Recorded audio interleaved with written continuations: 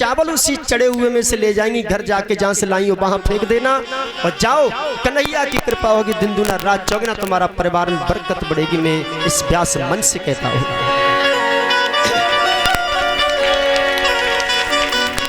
भगवान कन्हैया बालापन में जब पढ़ते थे, गुरमैया ने चने दिए।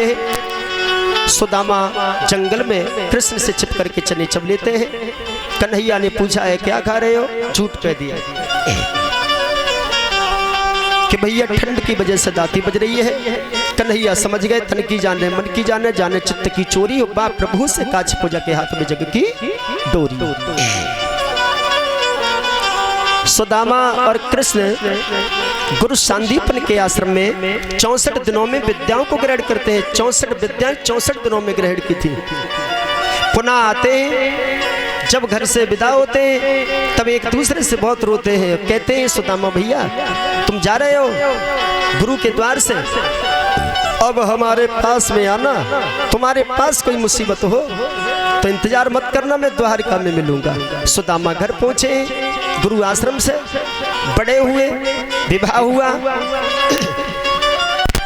विवाह होने के बाद घर में बड़ी सुशील औरत आई है जिसका नाम ही सुशीला था। जिस दिन औरत का पैर घर में रखा है तो दिन प्रतिदिन गरीबी आती गई है। दिन भर बेचारे द्वार द्वार दाता दाता चिल्लाते, पर किसी रोज बीजी भर के वो आटा दाल न पाते हैं। 2 घर मांगे 10 घर मांगे, लोटा भर आटा मिला नहीं। बहुत बुरा हाल हो गया है सुदामा जी का। हाँ, तब एक दिन सुशीला ने सुना है, एक दिन सुशीला ने सुना है कि कन्हैया मित्र ही हमारे पति को, तो एक दिन अपने पति से कहा है कि तुम चले जाओ। तब सुदामा ने कहा है कैसे जाऊं, मैं अति संक्षेप में कह रहा हूं, समय बहुत हो चुका है, माताओं को घर जाके काम भी करना है। तब सुदामा ने कहा है सुशीला से, देवी हे मात पिता गुरु मित्र के घर कोई जावे, छोटी मोटी भेंट संग ले जावे।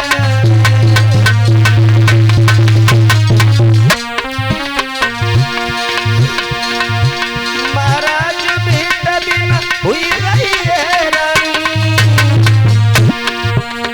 कहा प्रभु को ले जाए, कहा प्रभु को ले जाए। पास में कौड़ी नहीं डाली,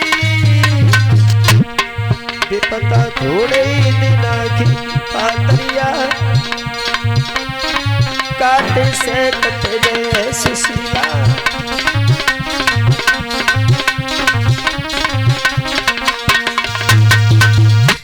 तब सुदामा ने कहा है माता पिता गुरु मित्र के घर कोई जाता है खाली हाथ नहीं जाता है। सुशीला बोल रही है पिया मैं जाऊंगी, पड़ोसन से भीख मांग करके लाऊंगी। ये लब यादव सुनो वीरेंद्र सिंह